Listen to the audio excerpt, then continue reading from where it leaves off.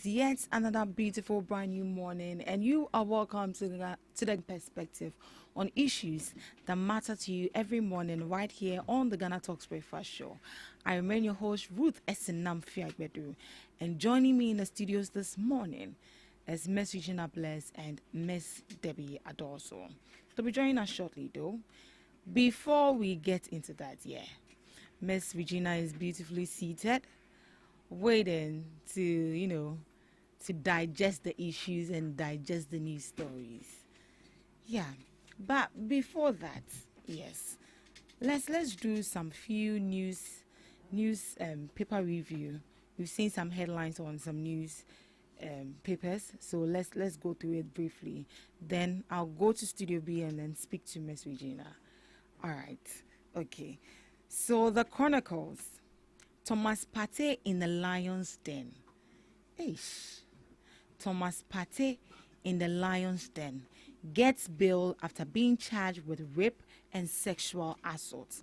And this is coming from the front page of the Chronicles newspaper.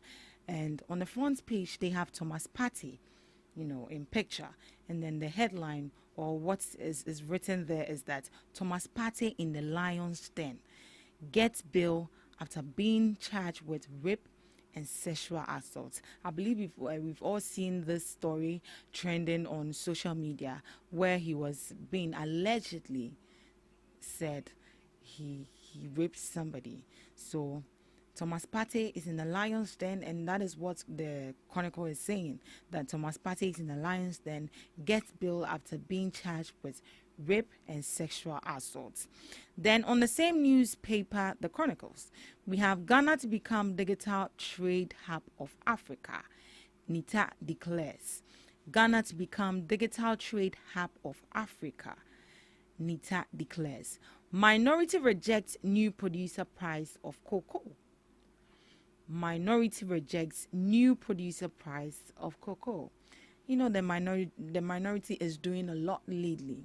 Recently, the finance minister, in collaboration with Cocoa Board, came out to say that they have increased the price of producer purchase for cocoa farmers.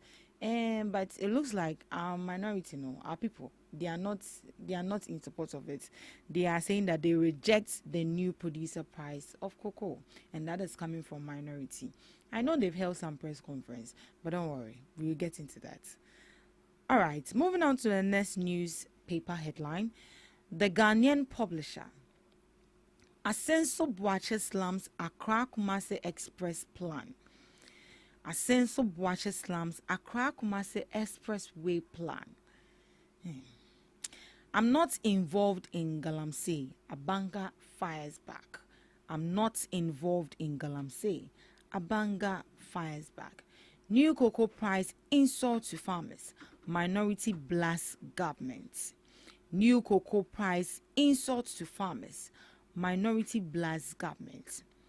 Transport fares goes up 20% from Friday. Transport fares goes up 20% from Friday. Lumber's 1 week to be held on August 30th. Lumber's 1 week to be held on August 30th. Now, moving on to the Daily Guide. Transport fares go up by 20%. And so by Friday, transport fees will go up. Transport fare, they will go up. It will go up. Unless they've reduced, what's the name again? They've reduced petroleum and diesel prices. But we don't really know what is happening. But today we'll go on a reporting and then hear from the drivers as well. So transport fares are likely to go up by 20% on beginning from Friday. NIA blocks GRA over 378 million Ghana cedis debt. NIA blocks GRA over 378 Ghana cedis debt. Importers stranded. Importers stranded. Here again we have minority slums Sakawa cocaine. Cocaine. Minority slums Sakawa cocoa price. Minority slums Sakawa cocoa price. The minority people, what is it? All right. The new publisher. Pate in court gets bail. Accused of raping first woman twice, second woman thrice, sexually assaulting third woman once. Wow. Pate in court gets bail. Accused of raping first woman twice, sexually assaulting third woman. Hey. And here on the same daily, the new publisher, GPRTU reject 20% transport fare increase. GPRTU reject 20% transport fare increase. The Daily Guide. We have here the daily graphic. High lending rates era over. High lending rates era over. Governance to financial institutions. And that is coming from the daily graphic, the front page of the daily graphic. And that is all we have for the front, the news headline for front page of newspapers. All right, my guests, my panelists, my knowledgeable panelists are beautifully seated, ready to digest the issues for this morning. Good morning, Miss Debbie. Good morning, Miss Regina. Good morning. How are we doing? Good. Hope we slept well. Yes. Nice. We bless God. All right, so let's dive into our news items for this morning. Tema: Sakumono residents petition Mahama over Ramsar site demolitions. Tema: Sakumono resident petition Mahama over Ramsar site demolition. Some residents whose buildings sets on portions of the Ramsar site in Tema and Sakumono in the Greater Accra region have petitioned President John Dramani Mahama to intervene in the ongoing demolitions in the area. The petitioners contend that their lands were legally acquired from the Forestry Commission, with some claiming they have taken steps to preserve the environment rather than harm it. One of the affected residents stated that while they acknowledge the ecological significance of the area, they do not believe they have broken any laws. We have engaged all this while with Henry Corti, and we have engaged with all the authorities. We are willing to engage. Some of us have drenched the stream in front of our properties. We have rather protected the streams.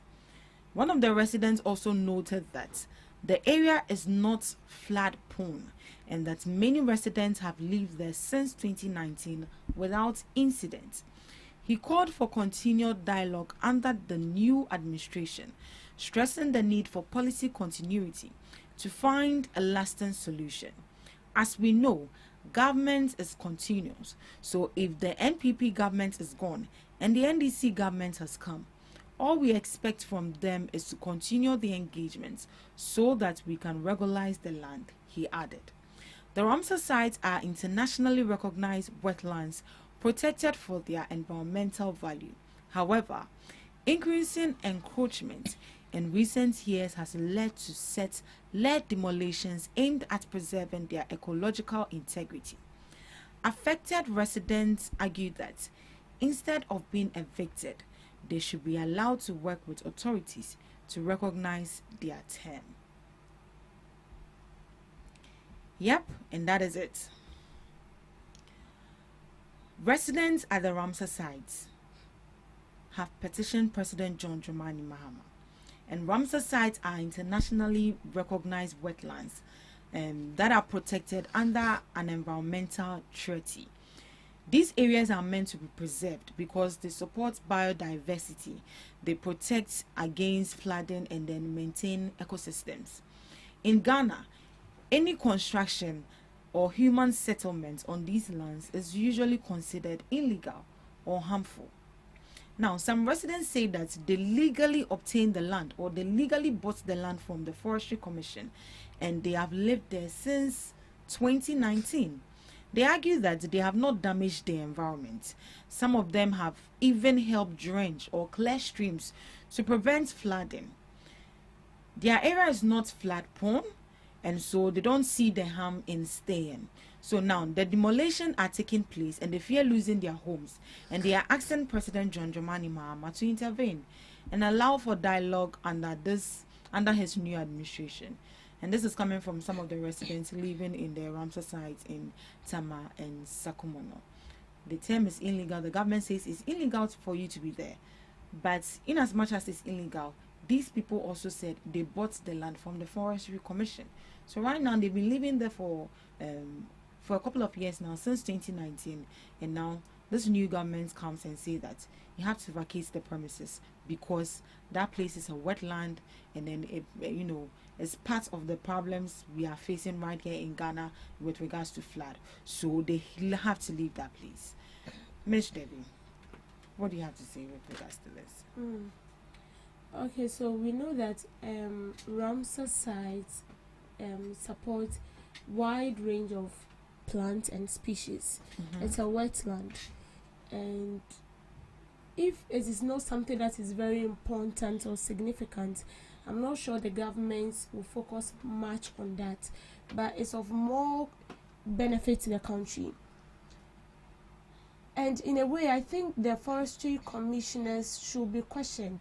Exactly. Because they are the people selling out this land. If you know that this land is mainly for government, we have forests that people are not meant to be there. You don't even kill animals. Even if it's a snake, you don't kill them. Because that is where they live. That is where they dwell. So even if you are going on a tour and then you see a monkey or you see a tortoise and you feel like it's nice, we have people who eat any animal. They don't have what is it? They don't have an animal that their system doesn't like or rejects. Everything goes in, but immediately you get into those forests that are prohibited by the government not to touch. Even before you enter into the forest, there is a signal, a board that they have an inscription written on it. You don't touch any animal here, right? And so that is why we have people that guide you throughout your tour in the forest, so you don't get hurt by any animal. And that is if you comply by their rules. So if these lands are being sold out to people to build on it, then it means someone is giving them the go ahead. Right. If the government is demolishing those structures, it means the government has no idea about the land being sold out to people to dwell on them. So who then is giving them the go ahead? The forestry commissioners. They need to be questioned, and whoever is in charge of this needs to be arrested, because they are part of it too. This flood issues that we are experiencing, they are part of it. And you see, when you get to those sites, the more reason why people go to purchase land from Ramsar site is that it's less expensive, because it's a wetland. It's a wetland. It's less expensive, and everybody wants to go there. But you see, sometimes we don't really think about our health, but we don't think about our well-being, and we don't even think about the country. Because you're going to build a house or a building on that land, and then when it rains heavily, it becomes a problem, and then the burdens go straight to the government again. The government is to ensure that all these people affected are compensated, and that is why we have the NADMO. And so, to prevent all these issues, stop purchasing land on Ramsar site. And I cannot just stand up and come to you and say, "I want to buy land." If you don't give me the go ahead, there is no way I can access that land. Exactly. And if you are being put there to protect the land, what is pushing you to sell those land? Is it that you are not being paid well? Is it something we are not aware of? But those people that they are breaking their homes or they are demolishing their homes, would they be given some form of like compensation for? In a way, the government is supposed to, but with me, I feel like the government is not supposed to even compensate them. Oh, why? Because you know fully well that where you are building on, it's not the right place. But how would you know that place is a Ramsar? Why wouldn't you know? You know. Even if the person selling the lands to you did not tell you, we have people around who can actually advise you that, look, people come here but they don't stay here long. When you come to Makati, Benjes, There are areas in Benches that anytime it rains, it gets flooded, and getting accommodation in that area is less expensive, very very less expensive. Right. But anytime it begins to rain, you have to have an all night section in your room because you can't sleep. You can't sleep. The water is at your Stomach level. Yes, your stomach level, and you have to be hanging around. But sometimes these landlords do not tell you the actual truth that this is it. They want their money, but this is a different situation. A land that is being preserved by the government. And it has its own benefits. And the government knows fully well that if they don't get people to protect and preserve that land, they know us. We will go and build on it. And that is why they got someone. That is why we have the forest commissioners. They are not only there to protect the forest and the animals, the wild animals in the forest, but the wetland, the protection of this wet land are also part of their work. And so if this 50% of these lands are being sold out to citizens, then they need to be questioned. Yes. All right. Thank you so much. Ms. Uchina, let me hear from you, please. Okay, so I think that in every situation we go step by step. Exactly. So if these people are encroaching on Ramsar site, I believe that the right thing, first off, I don't know how the communication was brought out or how these people were communicated with, but it looks like these people were not communicated with. Actions was just taken just like that. So I believe that first off, they need to make sure that they have a conversation or communication with these people. Talk to them. This is the issue at hand. Then if there's any settlements the government is supposed to do, they are supposed to do. In as much as it's a Ramsar site, I would say these people invested a whole lot of money into their buildings. And it's been destroyed. I saw one video where the woman was even almost done with her building. I can't say be windows or wiring or one or two things, but unfortunately her building was brought down, and it's sad. These people are saying they bought the land legally from, in fact, I read their government people.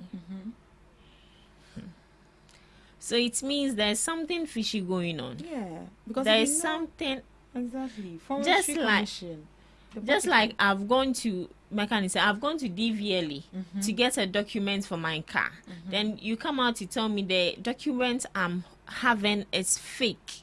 How does that make sense? It doesn't make sense. So I think these people need to be investigated, and I also think they needed to have done an investigation before demolishing these properties, because we might think that it's just a property, but that property is worth a lot, millions of cedis. Now even cement is expensive. Cement is very expensive. Talk less of iron rods and other things, and paying laborers and other things. So these people are humans. They also have blood flowing through them. They feel pains.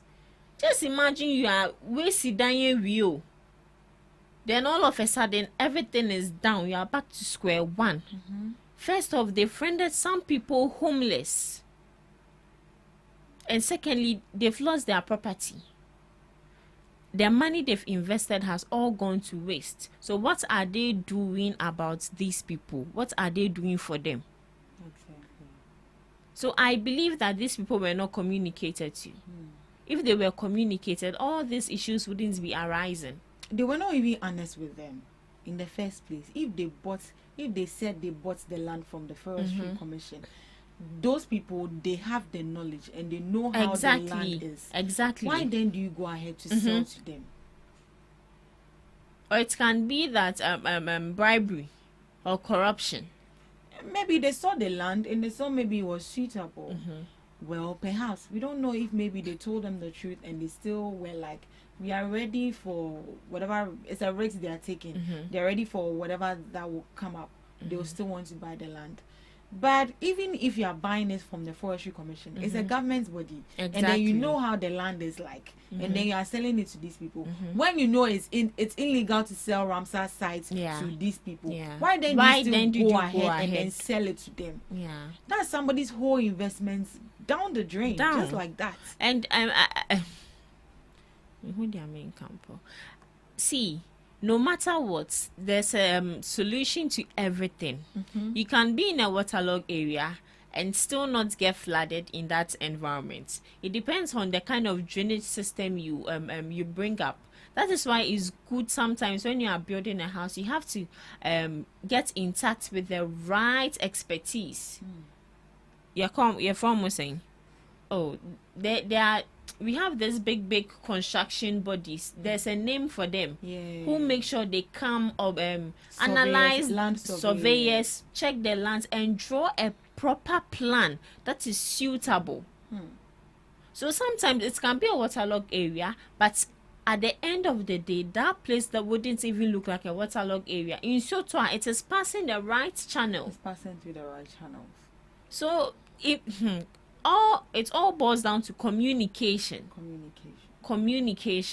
So they need to not only look into these people or these landowners having the lands, but the people who sold the lands to them also. They also play a role in this. They also need to be investigated, if possible, arrested. Because as a government official, you know the right thing to do. You didn't do it, and you went ahead to sell the land. And it would be unfair to leave those people to be there because they've already destroyed some people's buildings. Yes. And that would be some kind of like bias. And I just have been see a dining now movie. All right, moving on to our next news item. President Mahama introduces health task force to realign Ghana's budget with health priorities. President John Dramani Mahama has announced 2 new national initiatives aimed at helping to strengthen Ghana's health financing. He made the announcement on Tuesday, August 5th, 2025, during the African Health Sovereignty Summit in Accra. The initiatives are the Presidential High-Level Task Force on Global Health Governance and the Sustain Initiative, which stands for Scaling Up Sovereign Transitions and Institutional Networks. President Mahama said the task force would serve as a platform to engage both global and continental partners to reshape the health governance systems. He said the goal was to respond to today's realities rather than rely on outdated structures.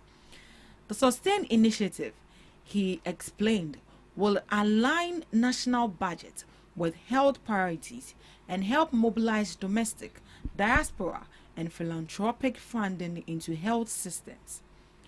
It will also support cross-border learning and improve accountability. He cited global challenges such as pandemics, conflict, climate shocks, and economic instability as signs of system under strain. According to him, these pressures demand a new approach that supports resilience, fairness, and human dignity. So yesterday, President John Dramani Mahama took a step to improve how Ghana funds and manages its healthcare systems, while also pushing for more African representation and fairness in global health decisions. He announced 2 major initiatives at the African Health Sovereignty Summit in Accra: Presidential High-Level Task Force on Global Health Governance and the Sustain Initiative, Scaling Up Sovereign Transitions and Institutional Networks. So the Presidential Task Force on Global Health Governance is a team of expertise and leaders that will work with international and African partners to reform the way global health systems are run. And the goal of this initiative is to make health governance more relevant, fair, and inclusive of Africans' needs. Moving on to the second initiative, which is the Sustain Initiative. This is focused on how Ghana funds healthcare.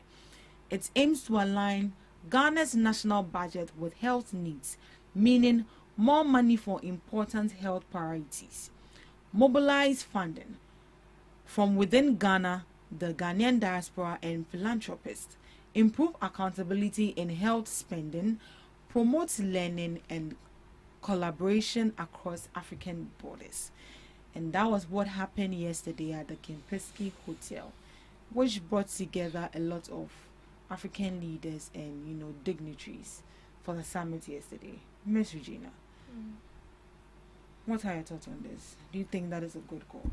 Yeah, I would say it's a good call. The first one is a presidential high-level task force on global health governance. Yeah, it's a good thing, because I would say our health sector, should I say, it needs a reform.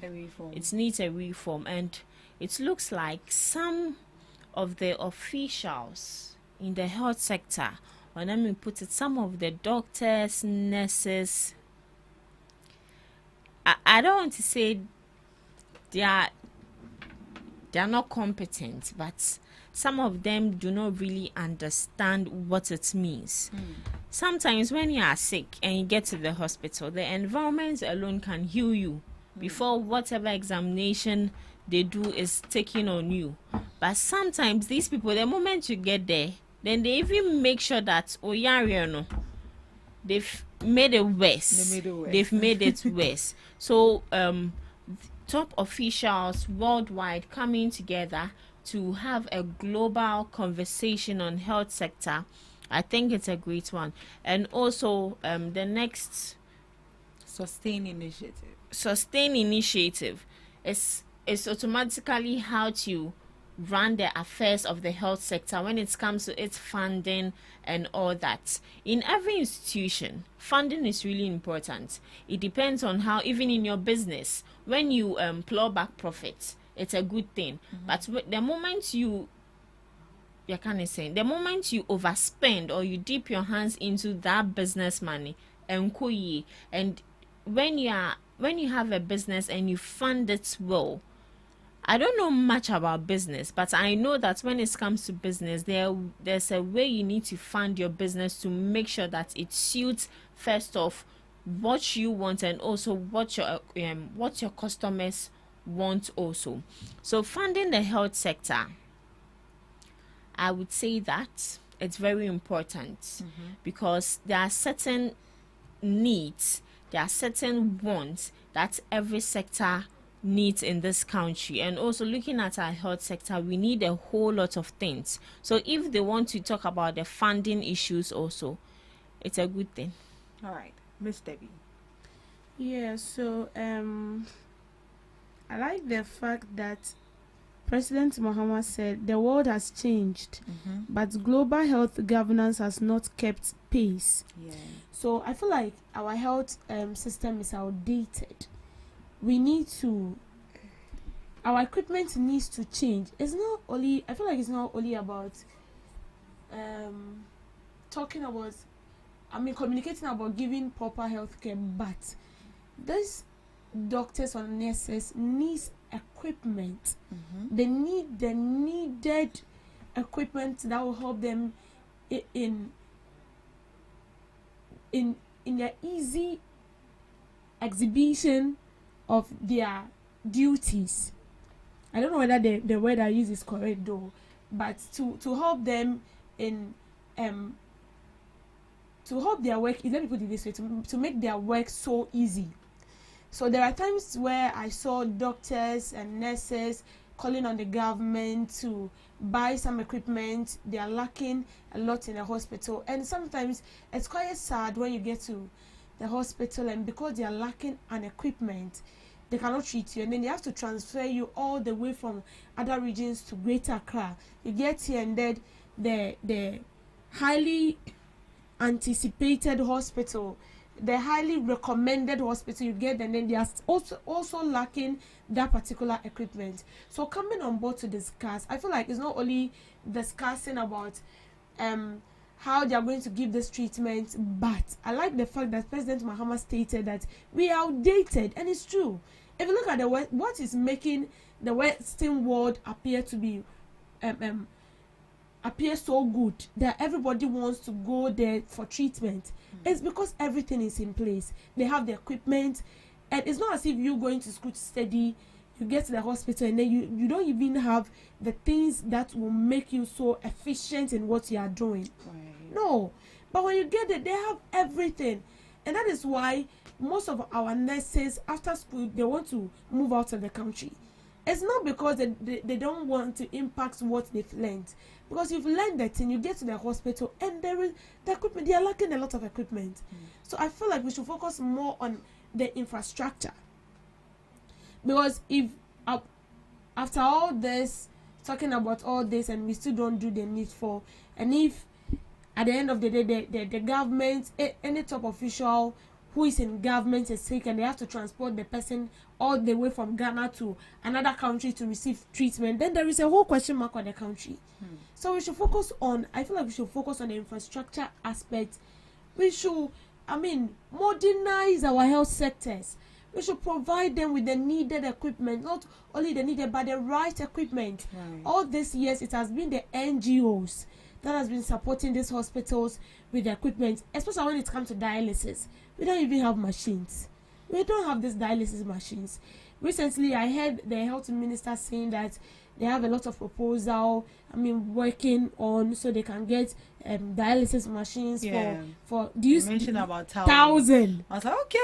In my mind, I was like, yo, what This is what will take these people in opposition. You get it? If you don't know, you don't know. You don't know, because he said, it's not 1,000. They buy 1,000. At least say 200. 200. So that even if it comes more than that, thank you. it's a plus for you. He said But I said 1,000. So right now we are expecting more than 1,000 dialysis machines. Thank This you. is what will take you people into opposition.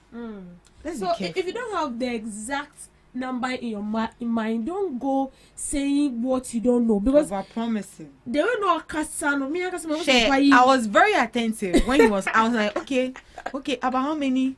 Johnny Hugh was like, about how many? How many machines?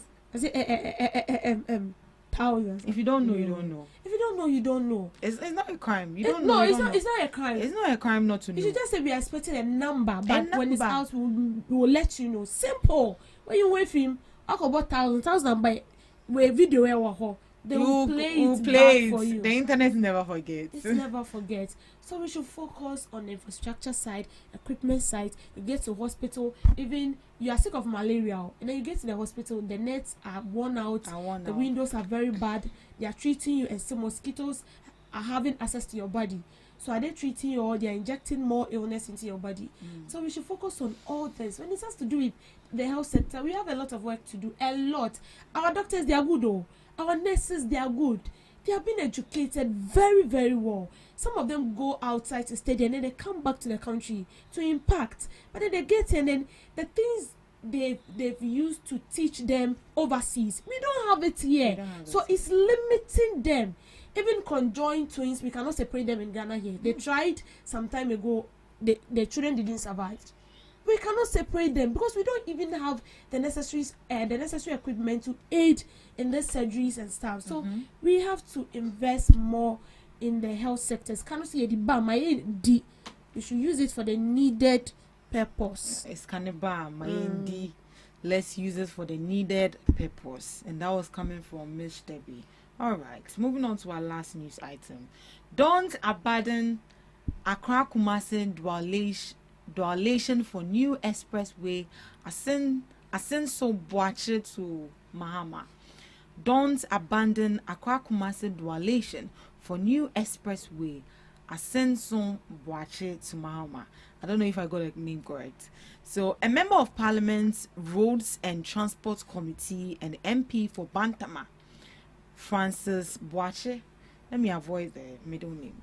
Francis Boache has cautioned the government against halting the ongoing Accra Kumasi dual carriage way project in favor of a proposed 6-lane expressway. He warned that such a move would violate constitutional obligations and lead to a waste of public resources. In a letter addressed to President John Dramani Mahama, Mr. Boache called for a reconsideration of the new expressway plan, urging the government to instead prioritize the completion of existing dualation project. His concern followed recent remarks by Minister for Roads and Highways, Mr. Kwabna Agboja, who defended the decision to pursue a new 6-lane expressway between Accra and Kumasi. The minister argues that the current highway, despite ongoing upgrades, runs through densely populated areas and may not meet future traffic demands. However, Mr. Boache cited Article 35, Chapter 7 of the 1992 Constitution, which compels successive governments to continue development projects initiated by previous administrations in the national interest. He argued that abandoning a viable ongoing project contradicts this constitutional requirement and risks setting a poor governance precedence. And this is coming from Mr. Boache.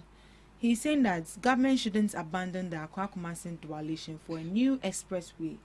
It actually looks as if when new governments come, they want to start their own projects when there's already an ongoing project which is hanging that they can equally, complete that. So he's advising that government is continuous. Ubana obiaye now to me and now. So and yes, say you are also doing it. He says it's wasted public resources. Mr. B, briefly. Yeah, so he's right.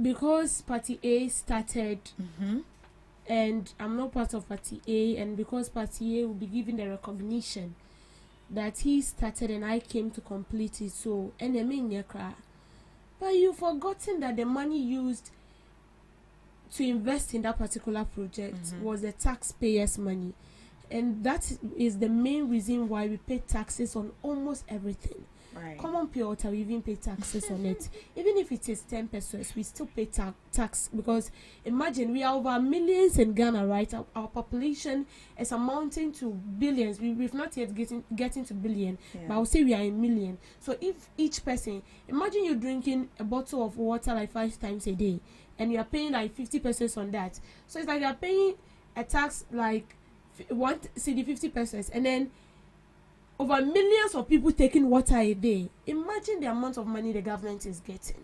And then all this money is being channeled into developmental projects for our own benefit. And you are being, power is being entrusted into your hands. You get into power and you say that because this person has started and so I will not finish it.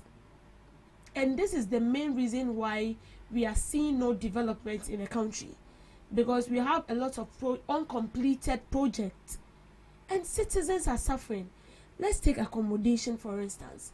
I've never come across an estate or a building and I'm being told that this is for the government and it's a low housing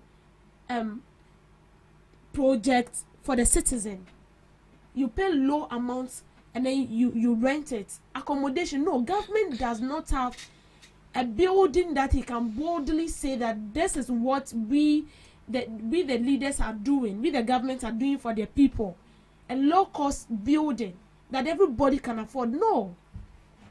Even the Saglame housing project, it has been left to rot in the bush. I saw a video where the house was completed. The only thing needed was, I think, wiring, and then maybe when you move in, you bring in your own things and stuffs. It was furnished, very neat. And then this house has become a food for termites. The woods are being eaten by termites. And these are state money.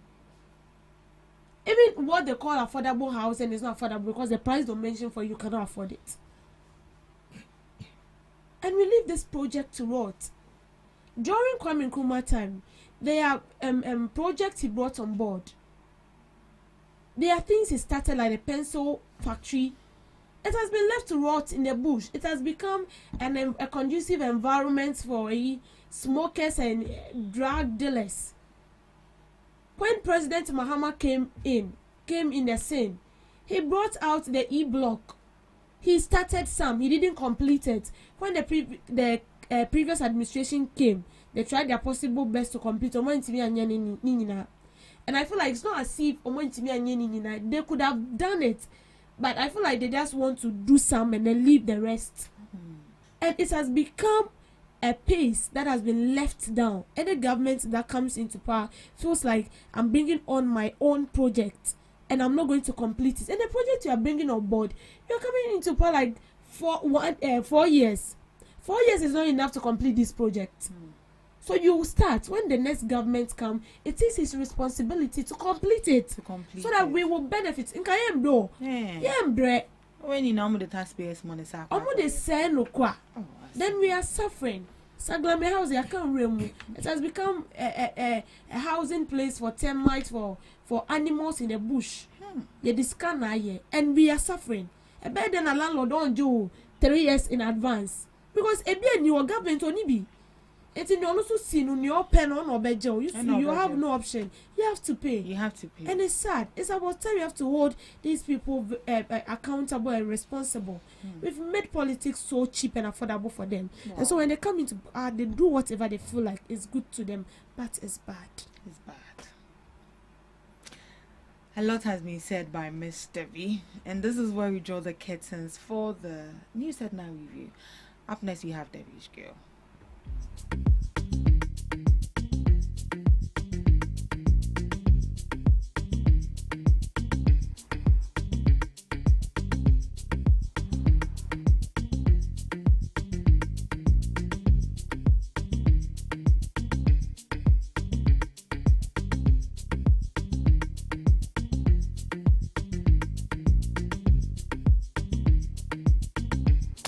This is GhanaTalks Radio, the best station rocking the nation. This is GhanaTalks Breakfast Show. Welcome to Debbie's Girl, where we talk about issues that concern the state, void of politics, fear, or favor.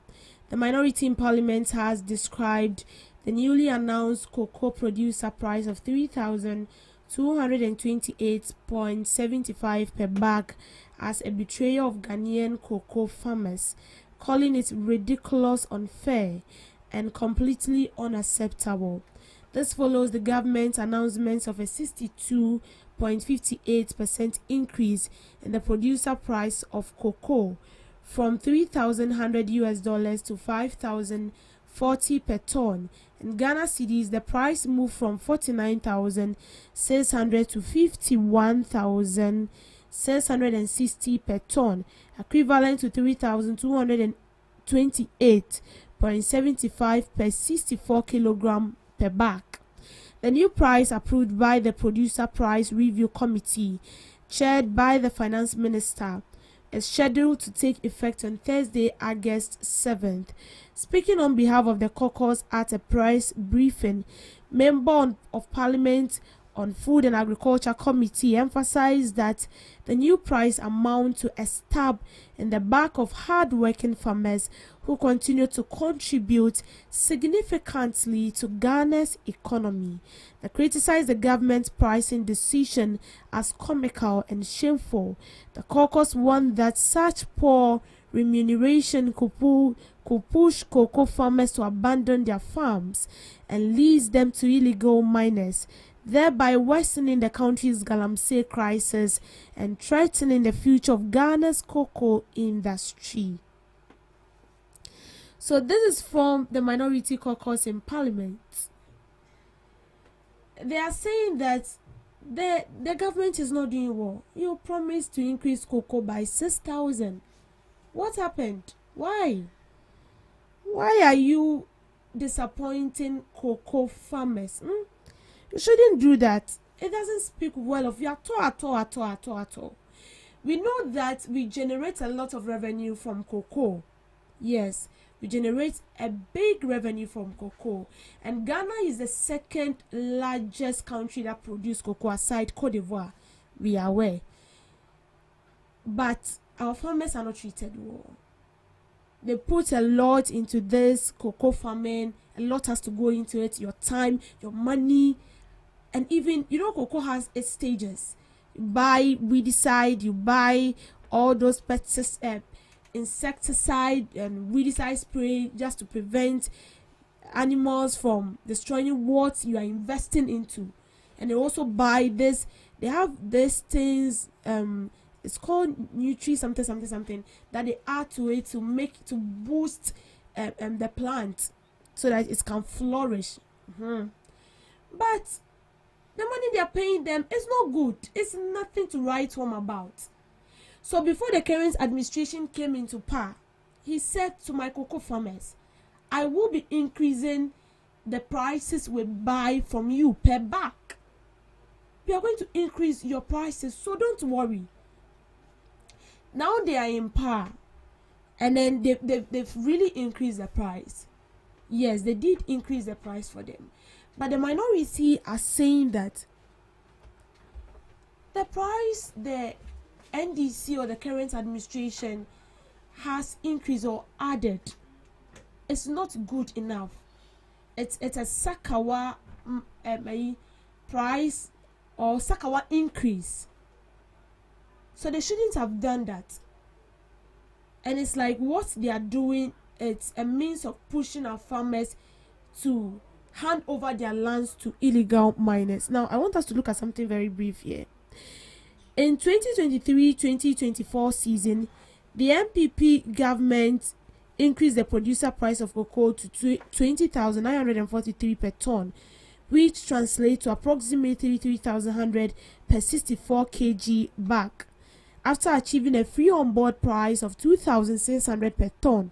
So this represented a 63.5% increment. So before the increase, the price was then 12,800 per ton. The MPP government paid farmers 1,821 per ton when the achieved FOB was 2,600. Whereas the government, this current government, that is the NDC government, paid 1,800 per ton and making it 2,950. So the MPP government increased the cocoa price to 2,070, from 2,070 to 3,100 per bag, and the current administration also came on board and then added somewhere like 1,000 something. So it's like 1,000. They did same, and this current administration is also doing same. But let's look at this. During the previous administration, they said they will be increasing the prices of cocoa. They've even given an amount that is way back far than what the current administration stated. And what did they do? They added a percentage of it. That is equivalent to what this current administration is doing now. So I do not understand why you say that the current administration is adding a Sakawa price, or whatever they are doing is a scam. But you also did same. You also promised the people. Did you fulfill it? No. I can't remember during their time the cocoa farmers has to come on board and call on the government and tell them that, listen, we are putting a lot into what we are doing, but what we are receiving is less. Can you increase the price? They said, oh, don't worry, we are going to do it. We are going to do it till December 2024. They didn't increase the price. It was like that. And let's not forget that at the time where the current administration said they were going to increase the price, the cedi to the dollar wasn't stabilized. Now the cedi to the dollar, the cedi has a strength to fight the dollar. So definitely when they are going to increase, when they increase the price, it's definitely not going to amount to something very big. It will be something that is a bit way lesser than what they expect to, unless maybe they have to top up again. If it were to be in those time where the cedi was not having that much strength to fight against the US dollar, then we can say that the money they want to add up will be a mube drukaka. But now we all know that the cedi is gaining strength against the dollar. So this is how it's going to be. But the minority now calling out the majority and telling them that they failed Ghanaians. What are they trying to insinuate? Because you also did same. In fact, you did worse. And in a way, yes, the current administration has disappointed the government. But at least they've done something, and I'm sure that they are going to increase it as time goes on. Because the money that has been added to it is not too much. It is still in the same lane. And I'm sure the money that is being used to acquire all these things that needed for the growth of cocoa is way more than the amount the government is buying it per ton from these farmers. So in a way, the current administration has disappointed the cocoa farmers. And so I believe that they will sit down and do something about it. But let's not also forget that what was handed over to them is what they are managing now. We know the economy they inherited is nothing to write home about. And we all know that they are trying their possible best to put things in track. So now that they've increased the price, it's not good. As for the price, they've increased it, but still, it's not heavy. We understand. And we want them to personally do something about it. But here lies the case where the minority, you are calling this a sakawa, you are calling this a scam, and you are saying that this current administration has deceived the farmers. Whereas you equally did same. And as I said, you did worse. And this is just, they are yet to even complete 1 year of their 4 years in government. So they still have more time. I feel like we should give them more time and see what will be the outcome of this. Because trust me, if the money is not being increased, then these farmers will still have to smuggle this cocoa out of the country. And this is what we are trying to prevent. So to the current administration, please, you have to look at the money again. The additional money you've added to you have to look at it again. It is not too heavy, we understand. But to the minority, it's becoming too much. It's becoming too much. I feel like you should just keep quiet and sit down and watch what they have to bring on board. Whether it's going to benefit them or not, let the people speak for themselves. No one has hired the minority as their spokesperson to let the farmers know that what the majority is giving them is not good enough. Thank you for making time. Thank you, Miss Debbie. Miss Regina, today in history. Today in history, Declaration of Independence for Jamaica. Jamaica's declaration of independence from the United Kingdom occurred on August 6, 1962, marking the island's official transition to an independent nation within the British Commonwealth. This momentous occasion followed a long period of British colonial rule. 1945. The United States dropped an atomic bomb nicknamed Little Boy on the Japanese city of Hiroshima. The bombing, part of the Manhattan Project, aimed to force Japan surrender and end World War II. The explosion resulted in widespread devastation and an estimated 80,000 deaths initially, with many more succumbing to radiation sickness and injuries later. The UN Security Council imposed economic sanctions on Iraq. The UN Security did impose economic sanctions on Iraq, then ruled by Saddam Hussein, in response to the Iraqi invasion of Kuwait.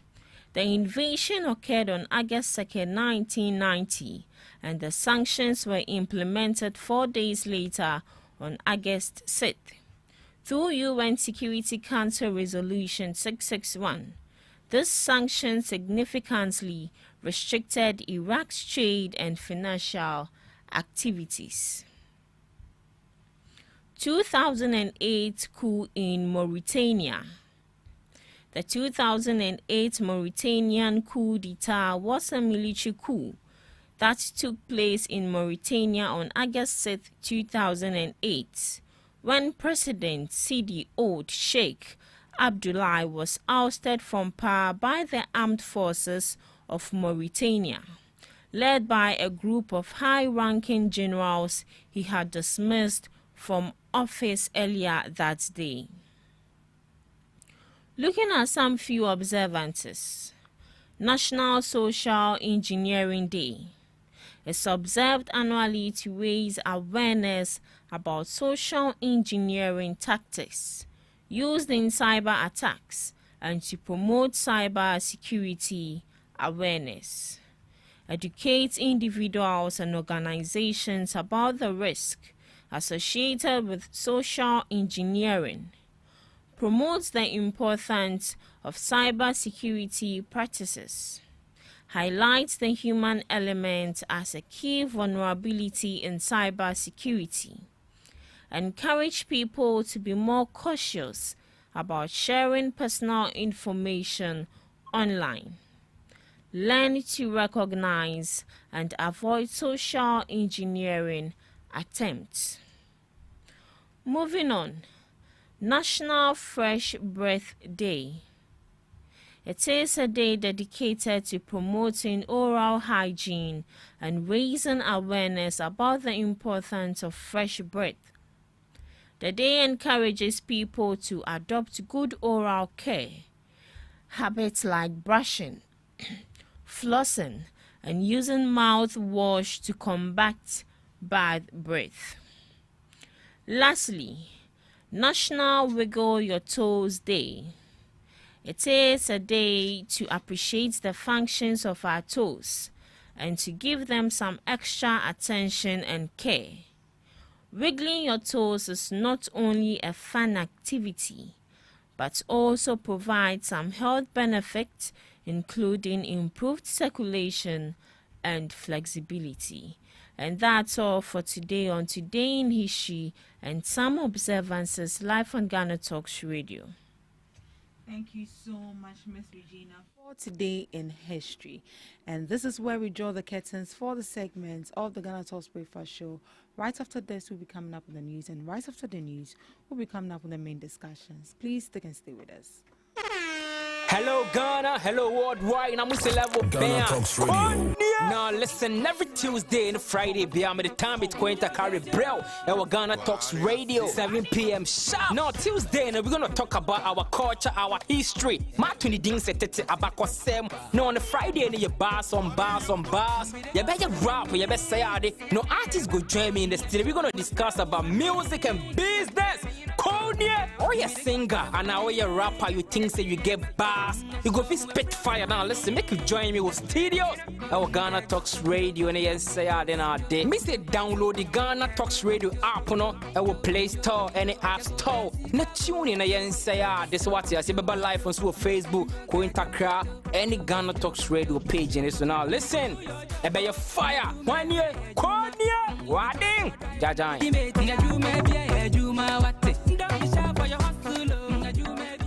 Are you ready to amplify your business or brand's reach and make a meaningful impact in Ghana and beyond? Partner with Ghana Talks Radio today to connect with a diverse audience across Ghana and beyond. Elevate your brand through on-air promotions and social media. Boost your brand during prime time. With Ghana Talks Radio, you can extend your reach across digital platforms. Ghana Talks Radio is not just a station, it is a community hub where your brand becomes part of the conversation. Join us in fostering connections, celebrating culture, and making a lasting impression. For customized sponsorship packages and enquiries, email contact@GhanaTalksRadio.com or call +233 202 544614. Ghana Talks Radio, giving the youth a voice.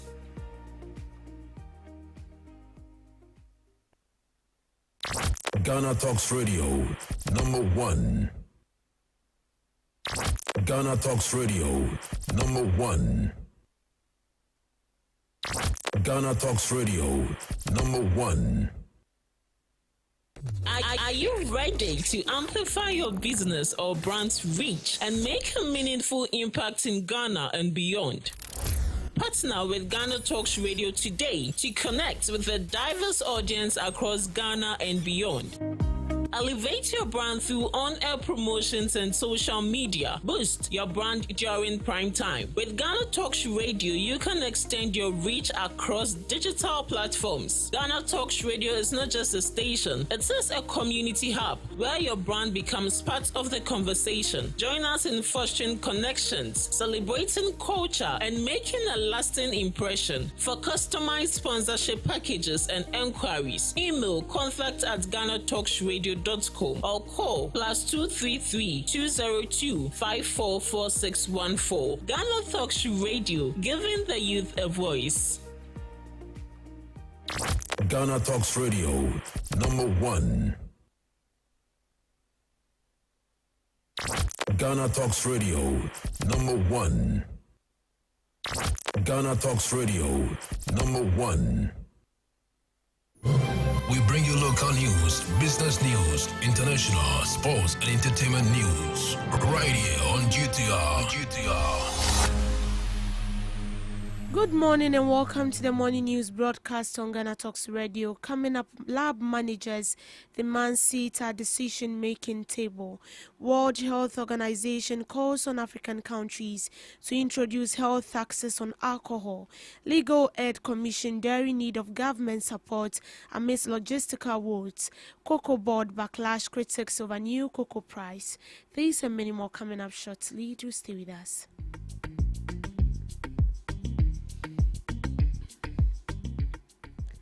The Society of Medical Laboratory Managers Ghana is calling for greater recognition and inclusion of laboratory managers in the healthcare decision-making process. The board chairman of the Society of Medical Laboratory Managers, Dr. David Saki, emphasized that laboratory managers who generate over 70% of each essential diagnostic data are unfairly treated as support staff. Despite their relevance, scientists are not adequately represented in hospital management committees, contrary to provisions in the amended Ghana Health and Teaching Act 1996, Act 525. So we say that the lab is the doctor's doctor because we need to investigate and then come out with the diagnosis and then prognosis that can help the doctor also treat patients and all that. We work, and then even some medicine say that it is the lab that generates enough funds for the hospital to thrive on. And so if you have a department that is generating enough money for the whole hospital to thrive on, it is important that they are added to the all decision makings. I mean, we work and we generate the money, so decisions cannot be taken on our behalf. All that we are asking is that we want the lab manager at least to be part of the core management of the various facilities. It helps in letting the facilities run very efficiently. If we are involved in the core management and we take some decisions, and it goes a long way to even help the hospital. That is all that we are asking for. And currently MPOS. These contributions must be recognized through structural inclusion in our governance structure at the operational level.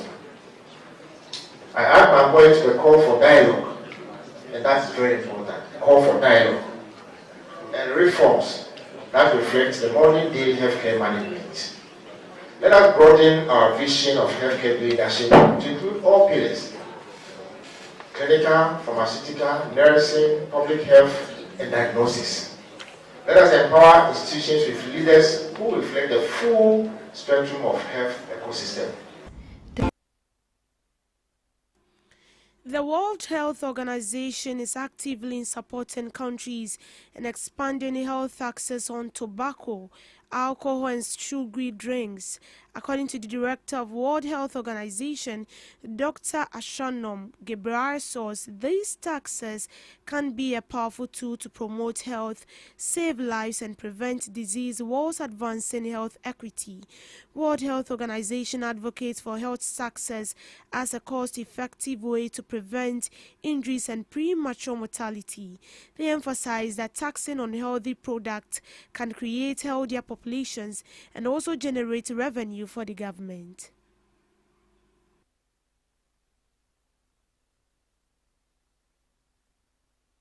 Scheme, filling the gap left by donor withdrawal and delivering on the President Mahama's bold commitment to free primary health care for all. That's what sovereignty looks like. And thank you, Mr. President.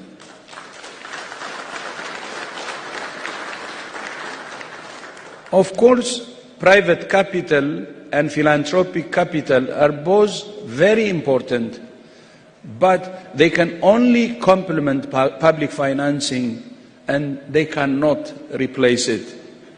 And more money alone is not enough.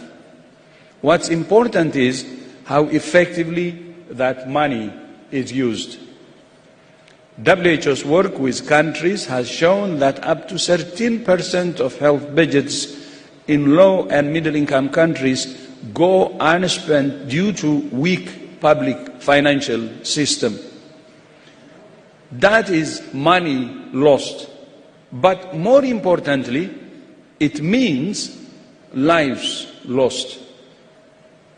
WHO is now working with governments and partners here in Africa and elsewhere to strengthen value for money in several ways. By developing essential health benefit packages and cost-effective policies, by supporting countries to introduce or increase health taxes on tobacco, alcohol and sugary drinks, through pool procurement and investment in domestic manufacturing.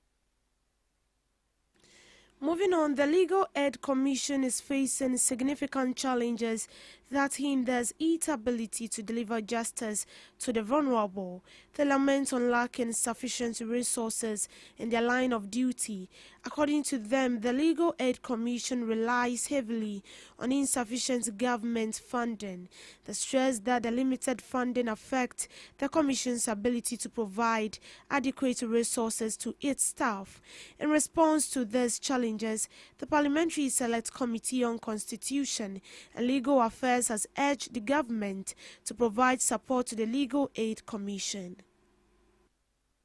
Our biggest challenge has always been with staff, human resource personnel. In fact, to put it bluntly, we are under-resourced and overburdened.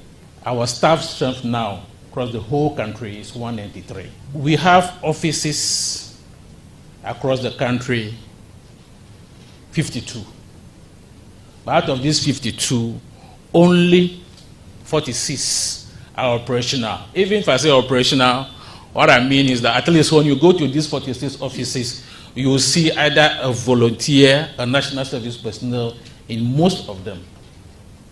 That means there are some of the offices out of these 46 don't even have core staffs of the legal aid. Talk of one of the offices like Denu, Golokwati, you will not have a staff of legal aid there, but you will see a personnel, either a national service personnel or someone who has done his national service and maybe for lack of job, he's been asked to hold on. On several occasions, most of our colleagues have been attacked. We have never had any security officer. I've been in legal aid for over 10 years now. We have people bringing in knives. I'm not exaggerating these issues. There are issues that we are facing. We need our own accommodation. As I speak, the AG have staff in 8 different locations.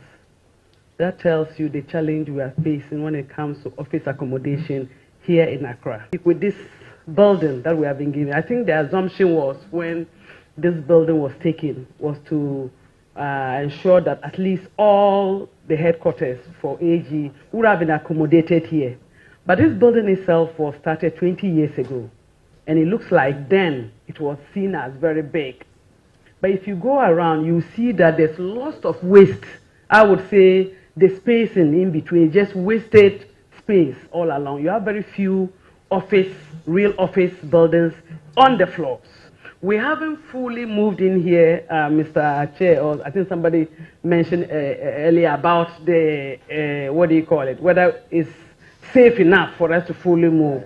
We have been given 3 months to fully, that they can fix all the defects and to move. But even then, it will not be able to take the lawyers and the administrative staff. It will not be able to take everybody because we have to relocate some of our people into the old building. Offices take advantage of the national service for now, even if you have to look for a budget and train them. That becomes a very important thing. So the little human resource that we have, let's make use of them. This will just be a small MOU between you and national service. If you indicate clearly the caliber of people that you need from the university, I'm sure they can box all of that for you. What that means again is that you must make an additional budget. Supplementary is quite off, but make an additional budget for training of those people, an additional stipend to be added as they do the national service. The Chief Executive Officer of Cocoa Board, Dr. Randy Abe, has hit back at critics of the new cocoa producer prices. His response came amidst concern of the recent price hike as insufficient. According to him, farmers are not daft, but understand the dynamics of the cocoa industry. Mr. Abe attributed the relatively small increase in the cocoa producer price per bag to the strong performance of the cedi against the US dollar. He revealed that the past management of Cocoa Board concealed critical information regarding the sale of 333,766 tons of 2,600 per ton US dollars ton of cocoa, impacting pricing per ton. And now the farmer share has moved from 3,100 US dollars to 5,040 US dollars, even though the prices in 24 were higher than the prices today. Yeah. And of course, the average for the season, although that was higher. We're declaring an FOB of 7.2 as against 4,850, which was declared, and 5,040 for the farmer instead of the 3,100. By virtue of a stronger currency, that 5,040 then translates to the 51,000 something, and then the 3,228 for a bag. See, first of all, this position will be a very dishonest, disingenuous, and perhaps a reckless position to take. And I'll tell you something. Okay. You see, the fact that we refer to people as farmers does not mean that they lack the capacity to analyze and think. And I find it quite insulting when people create the impression that the farmers don't know or they don't understand. Those who try not to know and understand are those who monies have been spent on them to go to school, and for reasons known to themselves decide that they will not know and understand. And so you don't do a comparison of 3,100 cedis to 3,220 something cedis. Those who make that comparison know what they are about. They know what they are doing. And it is up to you and I to let them understand that, look, school fees were not spent on you, and you do not hold certain positions to do these things. And people should stop insulting farmers. Right. Farmers are not daft. The farmers, many of them, are more knowledgeable than us.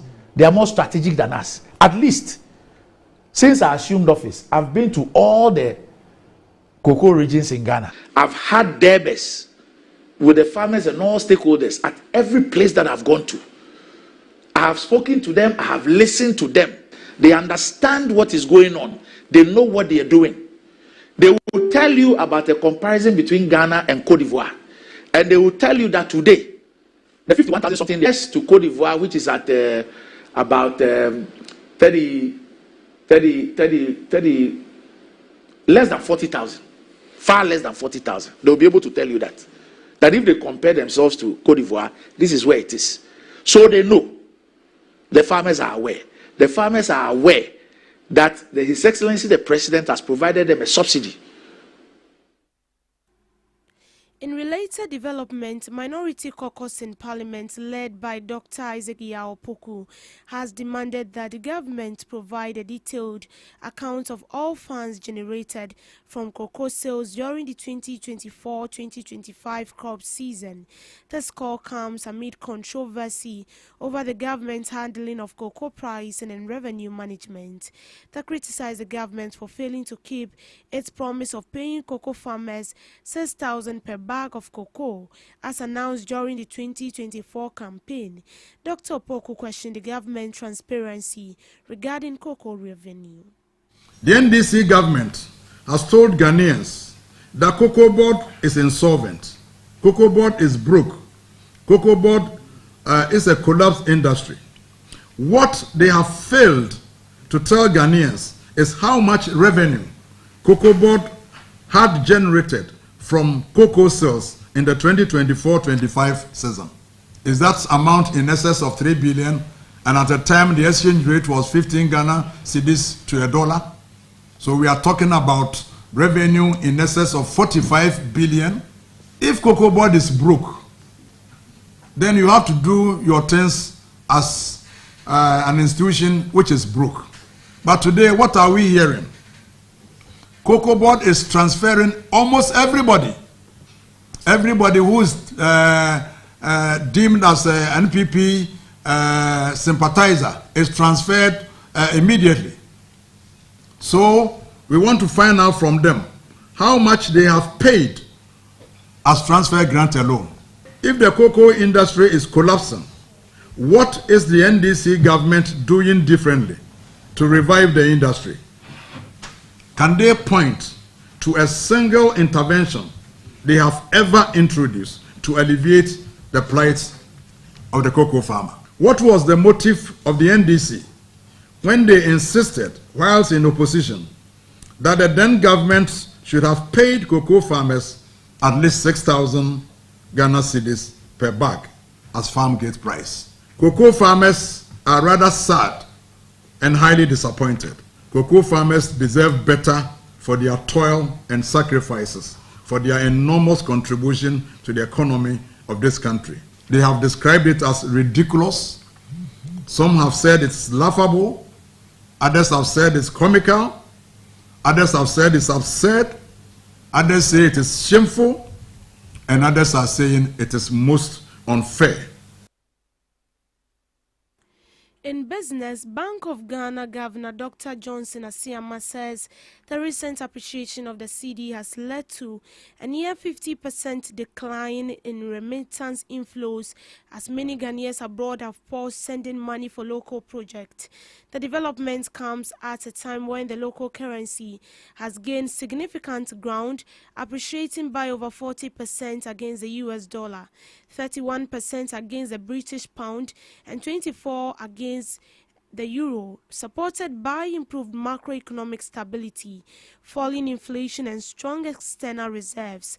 Speaking at the launch of the Bank of Ghana Chair in Finance and Economics at the University of Ghana, Dr. Johnson noted that while the appreciation signals growing investor confidence and a stabilizing economy, it is also causing behavioral shifts among diaspora communities. The appreciation of the cedi so far, Ghanaians are interpreting this differently. It is part of the problem. People who used to send remittances for projects have suddenly stopped, and so we have observed a near 50% decline in remittance inflows. By the way, if you are doing projects in Ghana, cement prices must also adjust. Inflation is coming down, so the prices of those building materials must also adjust. And so therefore, on the balance, it should not matter, he said. Someone told me this morning, we need to do a road show across the top remittance originating countries. Most of the countries Ghanaians are, we need to go and explain to them to continue sending their monies, regardless where the exchange rate is, Dr. Siama remarked. Still on business, South Africa's largest grocery retailer, Shoprite, holding decision to exit the Ghanaian market has generated mixed reactions among customers and the public. While some see the move as a chance to boost local industry and encourage consumption of domestically produced goods, others are concerned about its potential impact on employment, consumer prices and supply chains. In June, the retail giant confirmed it has received a binding offer for its 7 stores and 1 warehouse in the country, describing the sale as highly probable. The decision forms part of a broader strategy by Shoprite to scale back its operations across certain African markets. The company has already exited Nigeria, Kenya, Uganda, Madagascar, and the Democratic Republic of Congo, citing a combination of economic and operational challenges. Shoprite has struggled with currency instability, high inflation, steep import duties, and dollar-denominated rent in many of these markets. In Ghana, the retailer also faced growing competition from local and regional chains, along with logistical and operational hurdles. Analysts note that Shoprite made relatively limited investment in its foreign branches and it's now redirecting capital to consolidate its position in South Africa. The decision to leave Ghana has raised concern among customers who frequent its stores, particularly those worried about job losses and potential reduction in the availability of affordable goods. Apentine, a customer near the Accra Mall, said, considering the number of people Shoprite has employed, if there's no alternative in place, the economy will suffer, people could lose their jobs, and the supply of certain goods may decrease. Another customer expressed concern about the high volume of daily shoppers.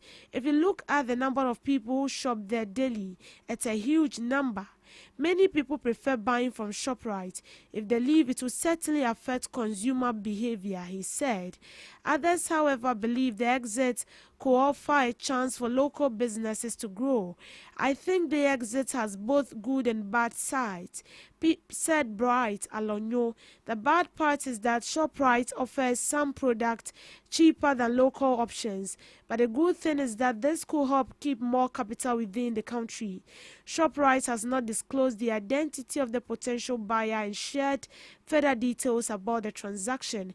However, many industry observers believe the exit will reshape Ghana's retail landscape in the months to come, presenting both challenges and opportunities depending on how quickly local players are able to step in and fill the gap.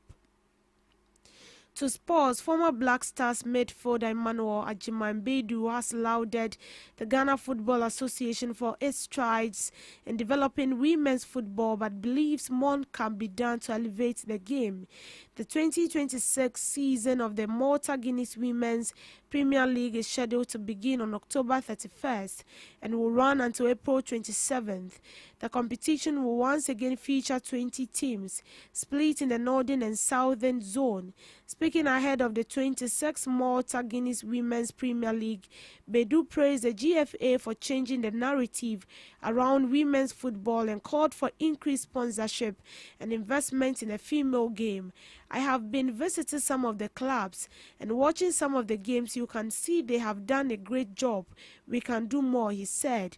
The way they have started, I think if things are going on well, we need to commend the FA for what they have done, and that is what has happened and what we see in our Black Queens, Baidu added. He further stressed the benefit of equal attention for the Women's League now that the men's competition is enjoying a strong commercial boost. They deserve every accolade. Whatever the government wants to do for them, we would appreciate that. Now that we have gathered a lot of sponsorships for the Ghana Premier League for the men, I think gradually they will get something for the women too. Defending champions Police Ladies will look to retail their title after a dominant 2024-2025 season. Newly promoted sides include Northern City Ladies, Ashtown Ladies in the Northern Zone, with Oak Ladies and Smartex Ladies join the Southern Zone. And that's how we end it for now on the morning news broadcast. I am Deborah Dawson. Thank you so much for doing the listening. Do have a good morning. Ghana Talks Radio, #1. Hello Ghana, hello worldwide, and I'm with the level band. Now listen, every Tuesday and Friday, beyond the time it's going to carry bro. Our Ghana Talks Radio, 7 p.m. sharp. Now Tuesday, we're gonna talk about our culture, our history. Matuni ding se tete abako sem. No on the Friday, you bars on bars. You better rap, you better say ade. No artists go join me in the studio. We're gonna discuss about music and business. Or you singer and now you rapper, you think say you get bars. You go fit spit fire now. Listen, make you join me with studios.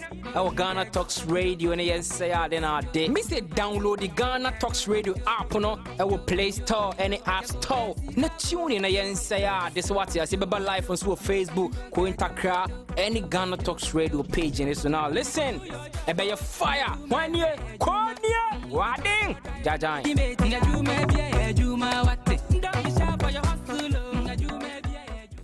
Are you ready to amplify your business or brand's reach and make a meaningful impact in Ghana and beyond? Partner with Ghana Talks Radio today to connect with a diverse audience across Ghana and beyond. Elevate your brand through on-air promotions and social media. Boost your brand during prime time. With Ghana Talks Radio, you can extend your reach across digital platforms. Ghana Talks Radio is not just a station, it is a community hub where your brand becomes part of the conversation. Join us in fostering connections, celebrating culture, and making a lasting impression. For customized sponsorship packages and enquiries, email contact@GhanaTalksRadio.com or call +233 202 544614. Ghana Talks Radio, giving the youth a voice. What do you want for breakfast? How do you want your breakfast? English breakfast, French fries. Koko Nikosi, alo komi kesheto. Wache. Well, Gobe is the real deal. Join us on Ghana Talks Radio. Let's serve you a buffet of breakfast. From news headlines review, current affairs to social issues. Entertainment, sports, and all the trending stories live on our mobile app and across all socials from Monday to Friday, 7 a.m. to 10 a.m. With me, Pakwesi Omare, Regina Bless, Deborah Adoso, and I am Esinal Fiagbedu. This is Ghana Talks Breakfast Show.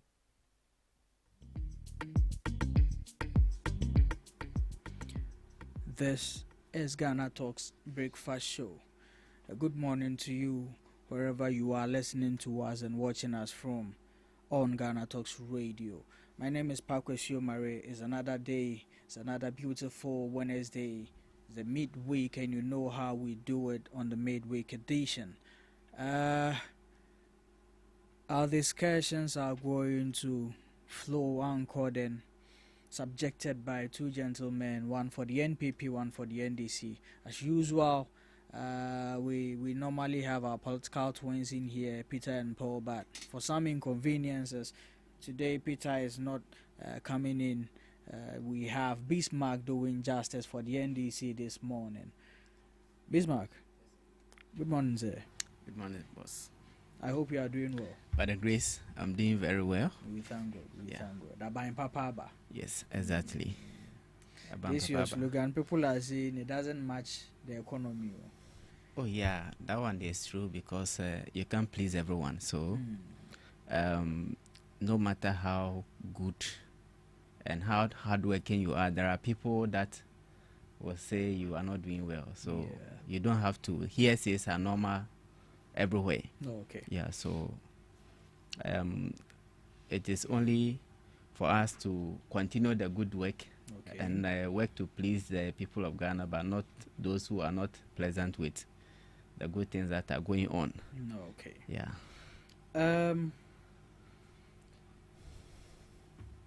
Some few days ago, there was price increment in the cocoa sector, the cocoa beans. How does it sound to you? Have you heard the comments afterwards? I mean, in opposition, you promised 6,000 to 7,000 per bag for the cocoa farmers, and you are now in power, and the increment that came is just about 122 cities or 128 cities. Yeah. Sure. Yesterday, when I heard the news over the week, you know, I wasn't happy about it. Okay. Yeah, because you know, I don't expect that from our party, NDC, the president of Ghana and the finance minister. But it's normal because as human as we are, there can be some errors that we can make in a way, because that was the promise. Okay. But I think before the budget was read, the finance minister would have negotiated with the Cocoa Board, the CEO and the board chairmans, and then see what can really tally with the budget. Okay. So they can communicate as such to the people of Ghana. Okay. Yeah, so if you say it is A and then you come out and it turns out to be B, you might try to defend it, but your words are your words. So as a human being, you have to go by your words. Okay. Yeah, so, and there are a lot of reasons why that might have happened that way, but then we hope that and we trust that upon them not meeting the 6,000 per bag promise that we gave, we still believe that yes, it is a great impact on the sector, to the farmers, and we trust that yes, more can be done. It's a gradual process. It's not a one-day wonder job. Okay. More can be done moving forward to make sure that the cocoa farmer is certified with his sweat. Okay. Yeah. All right. We also got to know about the reintroduction of the free fertilizers and free farming residues or materials which are coming back to the farmers, especially the cocoa farmers. Sure. How far of a benefit do you think this will go for the farmers? Yeah, so that is why I said earlier there are a lot of consideration before the price increase that we had. Okay. Yeah, so possibly before the 6,000 per bag budget, that scholarship for farmer students and then the fertilizer for the farmers were not things that were not considered. So maybe after the budget reading, they thought it twice that they need to support the farmers' children and also provide them with fertilizer so they can get more yield for in their farms. Okay. And these are some of the reasons, some of the factors that can contribute to the price reduction that they are not able to bring as projected in the budget. Okay. Yeah, so I think it's a good thing that the government is trying to bring on board. And for that reason, even though the 6,000 Ghana cedis per bag was not met as promised, but I still believe that considering the scholarships and then the free fertilizer distribution, it still goes to cover this hole. That because if you have a child that you are supposed to pay for, the government is supposed to take all the fundings of this child throughout the school. It's not small amount of money. No, and also the fertilizer that they are going to be distributing to them, it's a lot of money that will go into it. So I believe that the government is really doing well. And moving forward, the Ghanaian cocoa farmer will really jubilate and will really be happy under the NDC. Okay. Yeah. Okay. Let's get into the main conversations for the day.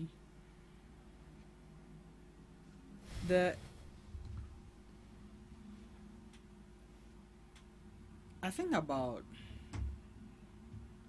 let's say 2 to 3 weeks ago. Oh, okay. Let's take it from since your party came into governance. There has been some encouraging signs, and one of these signs has been the factor of fuel prices going down. And we all know the influence, the impact of fuel and that prices on our economy, on the things we buy, on transactions, on transportation especially. And so with such an encouraged reduction in fuel prices, it did go a long way for the citizens and then for the drivers themselves. This brought about the dialogue of drivers reducing their fares to a certain percentage. They were subjected to reduce it up to, I think, 15%, which they didn't even do. They only did about 10% or so. But I mean, the commuter was happy with it. Half a cup is better than none, as they say. So now, few weeks after, there was the introduction of what we call the D-levy now, for us to be able to sustain our power, our energy sector. And so that was introduced on fuel. It became a levy that you pay whenever you purchase fuel. That also brought about some conversations. The party argued that this particular levy is to help us all, as we know the challenges we are facing, the struggles we have now in our energy sector, the crisis we have now. So this is to help curtail these challenges and all. So fast forward, it was introduced, it is being paid and all. The fuel saw some increments lately, even though yesterday it went down again, but it has seen some increment again. And for that reason, the Ghana Transport Commission suggests, in fact, from Monday, I have been paying a different transportation fare. So I was like, what is going on?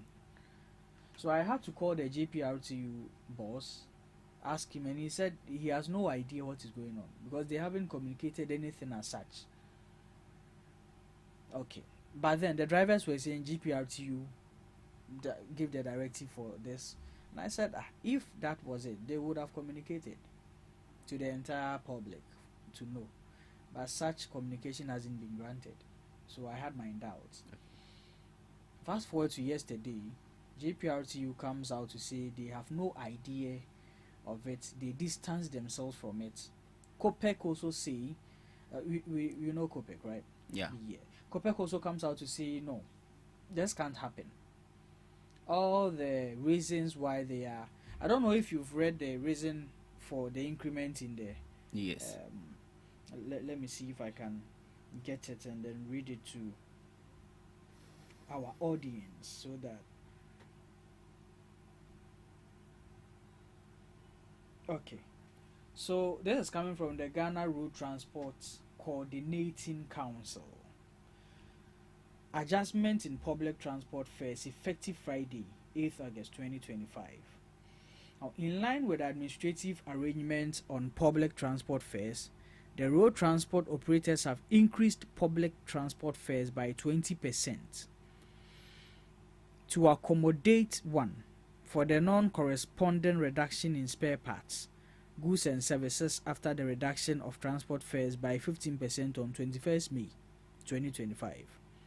Second, to accommodate for the increase in operational cost after the introduction of 1 cedi per litre levy, about 8% increase in fuel costs. 3. To accommodate for the increase in maintenance cost as a result of the deplorable roads across the country.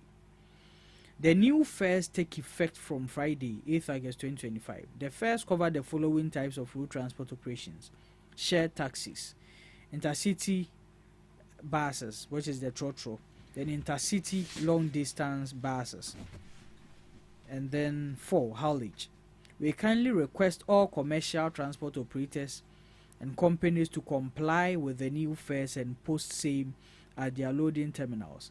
We further request all operators, commuters, and the general public to cooperate for the successful implementation of the new fares for and on behalf of road transport operators. This is what the commercial transport operators has released, and these are their reasons. The 1D something something, the deplorable roads and all. That's why they are giving a 20% increase in transport fares. What do you say to this? Yeah, that is so quite surprising. Yesterday I saw in one of our platforms, NDC youth platforms, and somebody dropped it there like that, and I read it. After I read it, and I made a comment that this cannot be true. Sure. Yes, because when you read, if you look at the reasons and the basis under which GRTCC is trying to increase the fares, they are not reasonable grounds to say you increase fuel prices. Yeah. So when I read it, I said, no, this is not true. And later I also heard about the COPEC say refuting it as not being the basis, a justifiable reason to increase fuel prices. Sure. Yes, because we are a country that's a regulated country. So you cannot just, based on your discretion, get up, do things anyhow as if there's no any regulative body. Sure. Yeah, so it's quite surprising that they can, based on the three reasons they are giving on the spare parts reduction, and then one Dumsa levy, and also the deplorable state of the roads. Based on that, you stand on that to increase the fare, transport fare, to affect ordinary Ghanaian is not a reasonable grounds. Because we are already burdened with a lot of economic challenges and hardships. So if there is anything of that sort and it's not convincing enough, then it means you want to bring chaos and disorder in the country. But why do you think this is not convincing? Because honestly, look at our roads. Yeah. Are they in any better shape? No, they are not.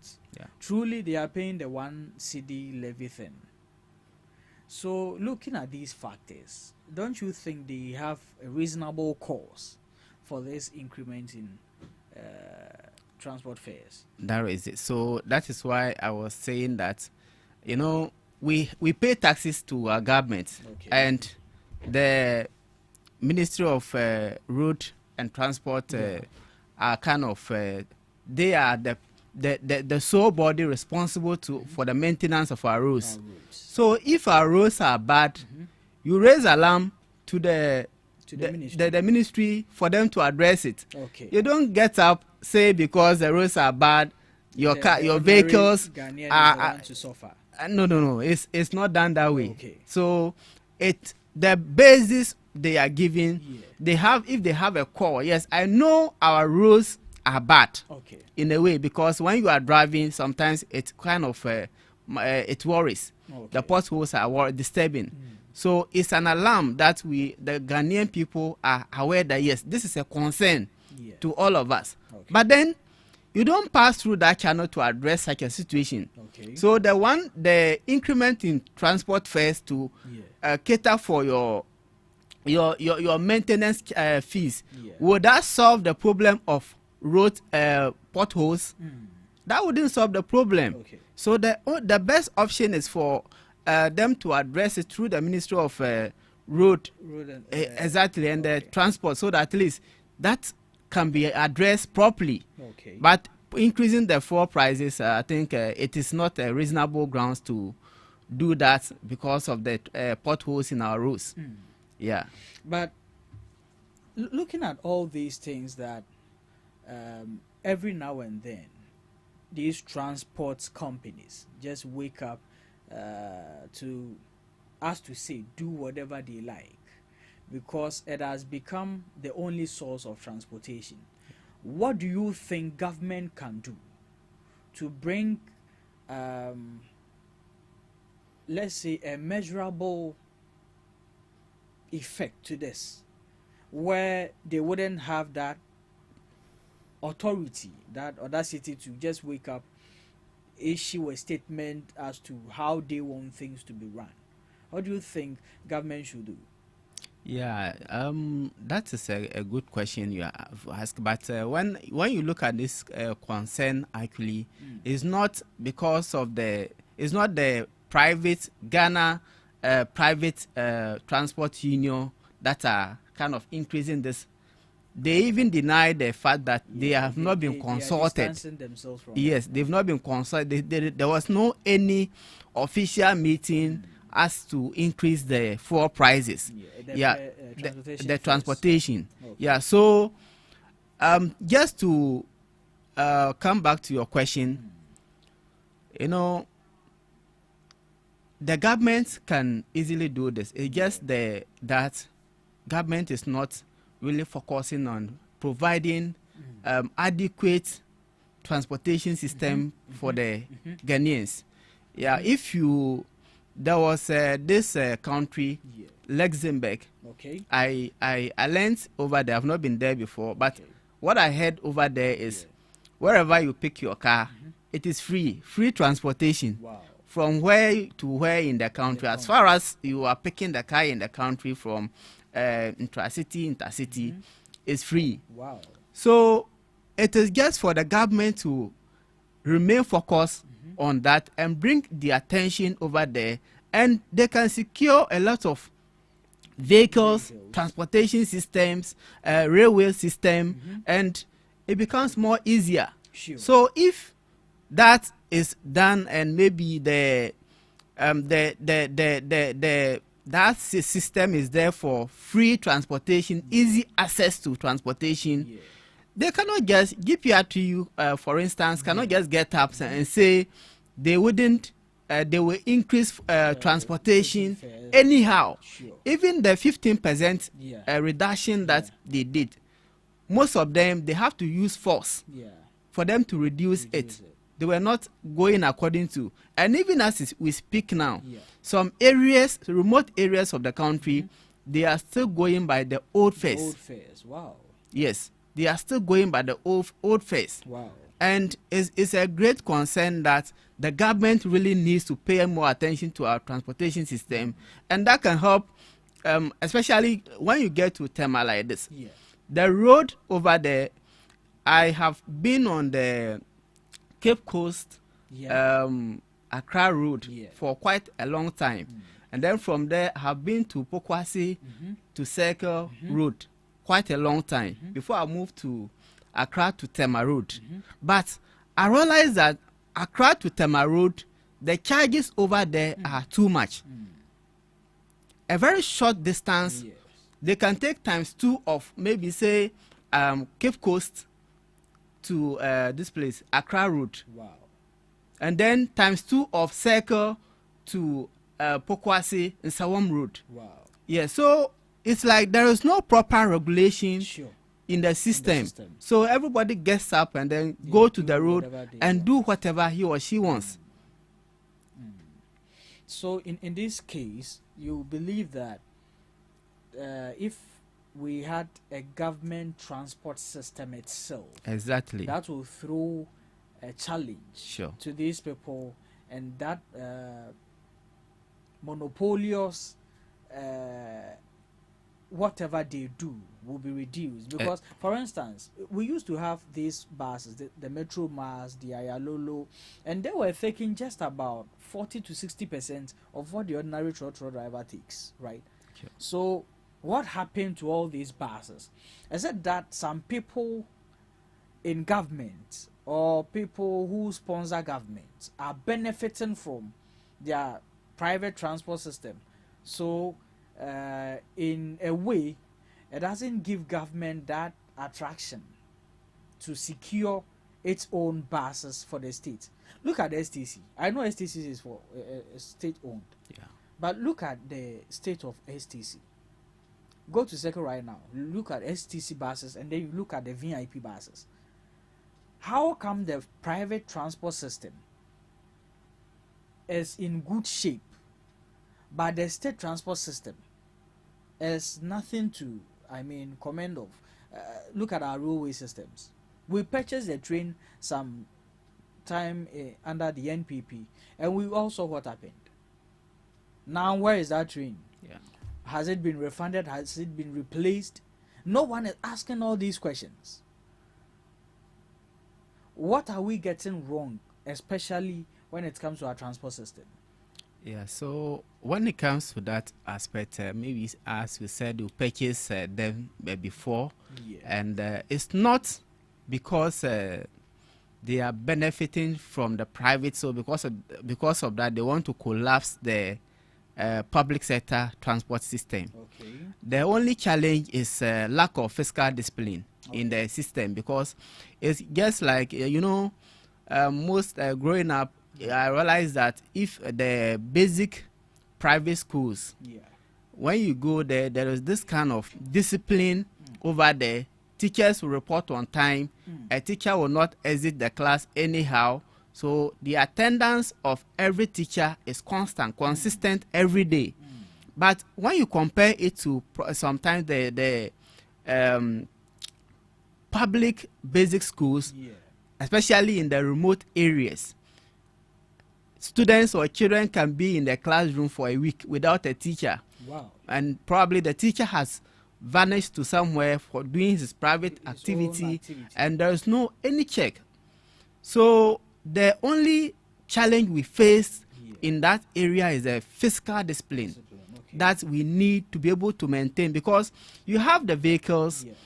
We have to ensure a proper maintenance culture for the vehicles. Okay. It's so sad that the Metro Mass that Kufuor brought them, it got to a point, Metro Mass becomes so at a deplorable state that when you don't even feel like being in such a vehicle for moving for a long journey. And then VIP came in, and then the law for Metro Mass began to reduce. Okay. So began to reduce before Metro Mass was in a way fading out. And now it's even nowhere to be found. It's nowhere to be found. Yeah. So the government have to really put a sit up on the public transportation system, and then ensure a proper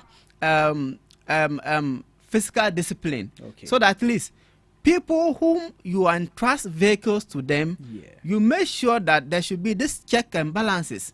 If you take a vehicle in 2025, by 2020, 3 years, 4 years time, you should be able to give account of how you have used the vehicle and the state of that vehicle. Sometimes these vehicles will break down and there wouldn't be any proper check on them, and then they become a dumping grounds. They become scrap in the country, and this is as a developing country, this is a bad culture for us, and that cannot help us as a country to progress. So we need a proper fiscal discipline in our public transportation system, so that if the government procures vehicles, those vehicles should be checked properly. And that will ensure the longevity of the vehicles. Not within 3 years, 4 years, the vehicles will fade out. And we know technology is increasing every day. So if a government like Kufuor brought the Metro Masses, it got to a point, VIP came in, and then Metro Mass was looking as a cake. So in a proper system, the government should also look at which other vehicles can I bring in to be able to make the law for the government transportation system. But that was not looked at. And then Metro Mass came in. So if I go to enter a private VIP, and then I feel so comfortable, why would I risk my life? I won't go and be in the Metro Mass where I'm sitting, my body is paining me like that. Yeah, so I think the government really have to consider thinking about a proper transport system, public transport system that can really avoid some of this. Somebody will get up and then anyhow he want to increase transportation fare for no any good reason like that, which doesn't help us as a country. Okay. I don't know, but have you picked a car from, let's say, 37 to the 37 station? You see the Osu cars that load there, Osu Are, and then the ones that load to I think is it Labadi and Laboni. This cars. I don't know if you ever picked a car from there. Labadi, Laboni. Yeah. I have From not been on 37 that station. road like that. Yeah. You can sit in a car and as seated in the car, you can see the road the car is on. Okay. The entire car is so deplored, so I don't know the right words to use. These are not roadworthy cars. Sure. But we still see them, and when prices go up, they also increase years. Sure. Whose responsibility do you think it is to make sure the safety of commuters is safeguarded? Because it's like the passenger's life is not respected that much. Sure. Drivers, you can pick a car and it will be going and then it will stop. He has to charge something before it sparks again, and then you see passengers in there frustrated, and I mean they don't even care. Why all this? Do you think we've paid much attention when it comes to our transport system as a country? No, I think we have a big challenge over there when it comes to our transport system. I have worked with a company where Blue Skies. Okay. Blue Skies is so much serious on their occupational health and safety. Okay. So they have their transport system, and every day before a driver will move a car from the company to anywhere in the country, you have to make sure that you have a proper checklist. You will check every aspect of the vehicle and make sure that everything is correct before you now move the vehicle. Wow. So you don't move the vehicle, move 1 minute, 2 minutes, 1 hour, and then it breaks down. Yes, you get to meet some unforeseen challenge with the car. Sure. So with this system, a vehicle cannot break down just like that. Sure. Yes, we know a vehicle is like a machine. As a human being, sometimes you get break down. Yeah. Yes, but if you use there a are car, instances that we can actually avoid some of these things. Yeah. You see, so when you use a car like that, and before you go for the next day work, you have to make sure that you check on the car. If the car is not at the right distance, maybe you can spot there is some oil leakage or something is not right like that. Then if you can mend it, you do that and you continue. Okay. But ask me, our private these are trotro drivers. If they do money checks on their vehicles before, the person gets up, all he wants is his shirt, gets into the car, and then he moves the car. And even when we go to their bus stops or their stations where the GPRTU officials are, their representatives are, they are supposed to even be conducting these checks, and they don't. Yeah. And nobody is holding them responsible. Sure. Do you think this lies on the government or it lies on the individual, the passengers who pick their cars? Because our lives are the ones being at risk here. Sure. So that's a very good question because this one, it is the government which is supposed to ensure the safety of the people, every citizen. Okay. And the unfortunate aspect is that Ghana, there is a bill pending at the Parliament House on occupational health and safety. Wow.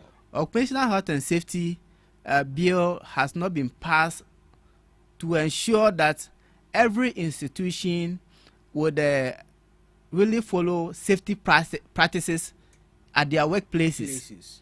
So because of that, it's like if you know how important safety is to you, then you follow your safety practices. Okay. But aside that, then you put yourself at a risk. So I think the government is really supposed to take a bold step, because a life lost can never be revived again. Okay. So if we don't prioritize our safety systems, when you look at the number of accidents we get in a day, and it looks like upon the data and we have every day, every month, every year, nothing is really done about and these so even with subsequent accidents. times, it keeps increasing. You see, it like that. Nothing. We only come and talk about it, and then we go. We are not trying to find out what can we do on our transport system, on our roads, to make sure we reduce the number of accidents per a year. Sure. Because I guess last week I saw on my friend status about quite a number of, is it 17 number of students? 21, 17, 18, they are doing mass barrier. I asked this guy what happened, and the guy is like, it's a car accident. I felt very sad. I ran somewhere, Ashanti region. Very sad. I think it was about 15 kids or so. People, when they all died. Yeah, like that. So things of this nature, probably a president is among these children, he's gone. A minister is among these children, he's gone. A pastor is among these children, he's gone. And we wouldn't know the impact they would have brought to the country. So some of these things happen, and we overlook it, talk at the media, radio stations, TV stations, and that's all. It is sad. As a country, I think we need to prioritize our safety system to be able to avoid most of these accidents are avoidable. They are avoidable if we want to put in safety precautions with them. Okay.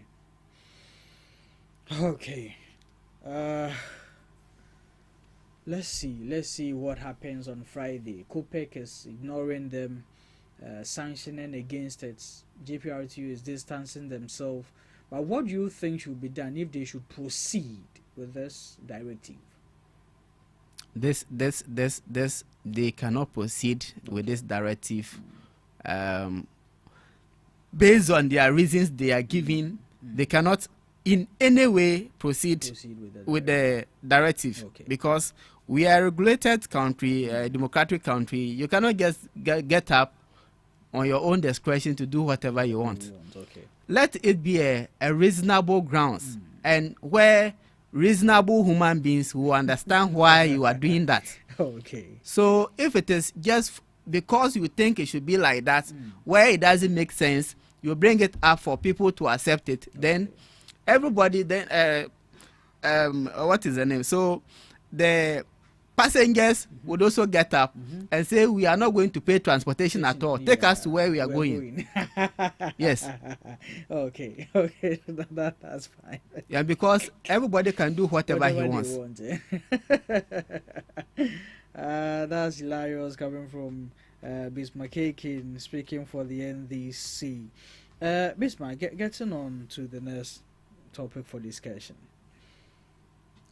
Last week, no, over the weekend, there was a statement from a PR consultancy company, which is based in Ukraine, and they are threatening a lawsuit against the NPP government. Then that they contracted them to run an anti-Mahama campaign,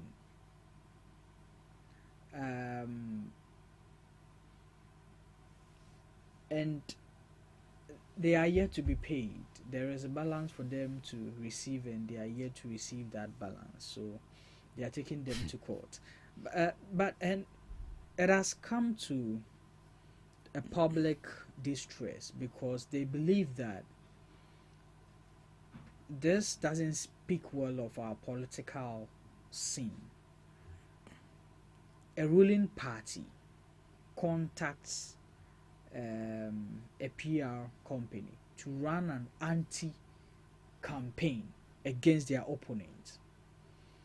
This is almost like a lie to the public who are going to decide for the betterment of the country. How did we get here? Even before we go into whatever the company wants to do to NPP. But how did we get here that political parties would have to not rather let their works in power speak for them, but to rather throw dirt on their opponents so they can gain public sympathy? Yeah, so, you know, when I saw the topic, I was really marveled, and I was marveled in a way, and also in the other way around, I was okay. It is not a surprise, because the MPP, before the elections, I am very sure they thought back from 2017 when power was handed over to them to 2024, the judgment day. Again, within that 8 good years, they have understood very well that they really mismanaged the economy, and Ghanaians were really not happy about the whole entire government system. Okay. And for that matter, they have to find some dubious means to win the elections. Okay. And I don't know if you remember the second day or first day I came here. Yeah. I said that MPP is noted for political mind games. Yeah, so they want to lie on our NDC to be able to win power. Okay. And that was within 2017, before they win election 2017, they used that a lot of lies on NDC, especially President John Mahama, a lot of lies against him, and people, Ghanaians, unfortunately believed them. Okay.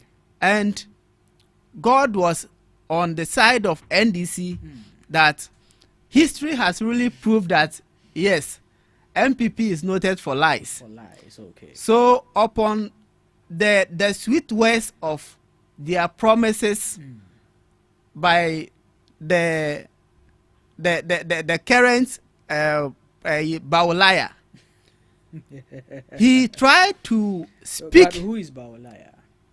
Baolaya. Yeah.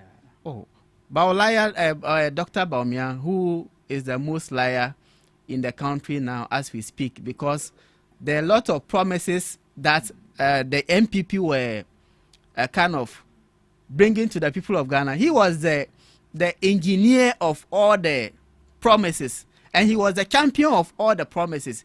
His voice was the number one voice that if you want to hear about MPP promises, it was Baumia. So how does that translate to him being a liar or a Baolaya?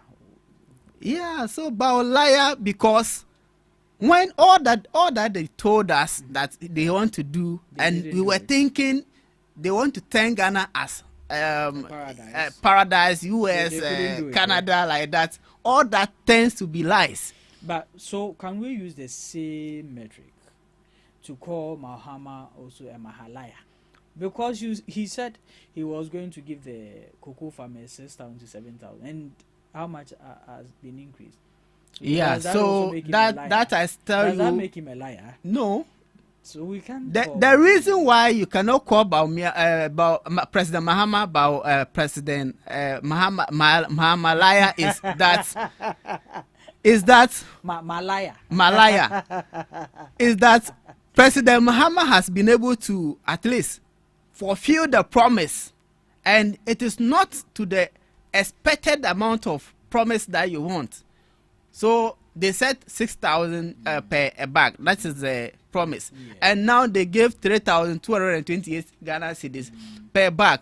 And then they are giving scholarship for these farmers' children, and they are giving free fertilizer to these farmers. So that, in a way, I think every normal human being will understand that, yes, even if he has not been able to fulfill these promises, he has done his best. Exactly. Because he thought through the economy that the resources at hand. That is why the reason for that. But when President Baumia came, they promised us one district, one dam. Where are the dams? One district, one factory. Where are the factories? One constituency, $1 million US. Where did we see that? COVID came. COVID happened. That is not an excuse. COVID happened, but even the China, that a lot of people were dying. China economy didn't collapse. Then Ghana's economy should collapse and come and give excuses. Okay. Yeah. So for that reason, you cannot compare. Mahama cannot be referred as Malaya. Okay. Yes, he is a president that says and he does. Okay. He doesn't promise and then go and see somewhere and as he has gotten the people. So because of that, he cannot. He is comfortable with what he has now. Okay. Yeah. So Baumia was more comfortable with the position than fulfilling his promises, and that is what made him a Baulaya. Okay. All right. But I will respectfully demand that you call him by his name. At least he served this country as vice president. Sure.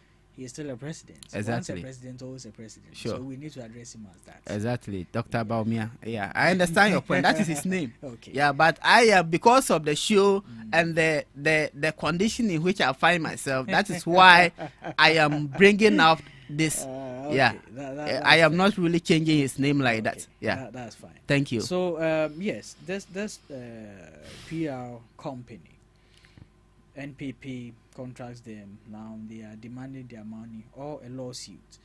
But you see, when a party is in power and these things happen, we are forced to believe that, okay, so instead of, because we saw how we were crying for dialysis machines and all these things weren't provided. Okay. But a party can have the means to contract a company to run an anti-opponent campaign for them. How is that reasonable? Yeah, because they were really confused and they were trying. All the hope was lost because they disappointed the people of Ghana. And sometimes, when you are confused and you are not very careful, you can make some very bad decisions at that state or that moment. Okay. And then after everything, you come back to say, if I had known, I shouldn't have make that move. Okay. Yeah, so they wish upon the abysmal performance, they should be able to win the elections again. Okay. So, and nothing could be used to prove that based on this, vote for us. Okay. Yes, because the people of Ghana were seeing the amount of money spent on the National Cathedral, which is now a big hole today.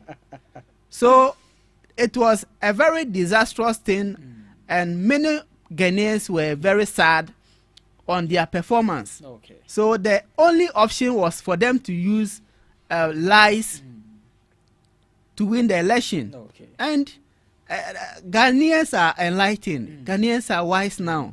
Okay. Ghanaians are reasonable beings now. Sure. So you cannot just use somebody's image, fabricate your own story against the person and expect Ghanaians to believe you. Okay. I want to ask that, is MPP, are they exceptional beings that they can do that to come and convince the people of Ghana? But why would you ask that? Yeah, because that decision to do that for people to believe them and then vote for them, that's why I should ask that. because we are all in this country and we have seen their performance from the past 8 years. Yeah. So if you can go to the extent of a foreign body to fabricate stories, give them information to fabricate stories to tarnish your opposition president, then that I think is so worrying. But what does, as a politician yourself, what does this mean to the political scene, and what advice would you give going forward as a politician? Yeah, so going forward, that tells you that whenever you are being given power, you have to make sure you utilize do everything possible to serve your office, serve the people, so that at the end of the day, when on the judgment day, there can be a grounds on which they can stand to say, yes, he has done a good job or she has done a good job. So because of that, you are not going to struggle with whoever you are contesting with. And I believe and I know that people don't just change power because they want to change power. People change power because they want good policies and good economic system, good condition of living. So the reason they are changing the government. So if they give you the power and you are doing your best to deliver your best to the people, then that will be your grounds for you. If they are to maintain you for 40 years, 50 years, 70 years, that will be the basis. But to use lies and then ignore integrity and your performance on the job, then that I think cannot happen in this our country, Ghana. Okay, all right, thank you. Today, unfortunately, I think the NPP person couldn't join us in the studios for some unknown reasons. So our conversation will be very short. But I have enjoyed your submissions on all the topics. But before we leave the studios, I want to ask you: the Akwatia elections is coming on.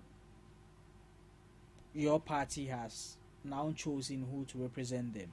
And funny enough, it wasn't the same person who contested against Ernest Komi in the parliamentary elections on 7 December 2024. What has changed? Why didn't the delegates maintain that same person? Why do you think they've gone for a different person now? And how is that going to influence the upcoming by-elections in Akwatia? Okay, thank you. I think I want to conclude something with the topic we are discussing. Sure. That lawsuit against the NPP for them to pay $280,000 to them. Yeah. I think they have to. That body has to also be sanctioned. Okay. Yes, that body has to be sanctioned. Why do you think so? The reason is, I don't know if the God of President Mahama brought them up to come and then attack MPP for this.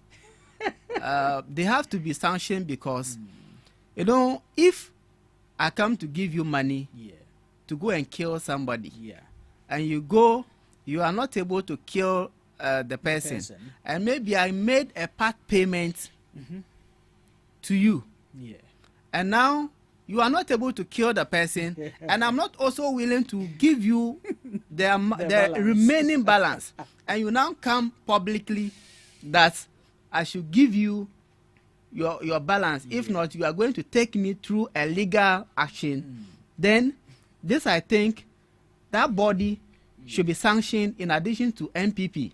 Okay. Because MPP, again, I think the channel they followed, it also not a democratic way of winning election. Okay. And they have to be taken upon. Okay. In addition to that body that came out asking, they want that money to be paid to them by the MPP. Sure. Yes, because when they keep mute on this, it means we are going to, moving forward, we are going to condone to evil acts. Sure. So somebody can just get up and go and plot something against the other. If he succeed, then glory be to God. I think if MPP had won that election, this matter wouldn't have come up. Sure. And they have used lies to deceive the people of Ghana to win the election. And people of Ghana, Ghanaians will continue to be suffering, and then they will now be enjoying the money with MPP.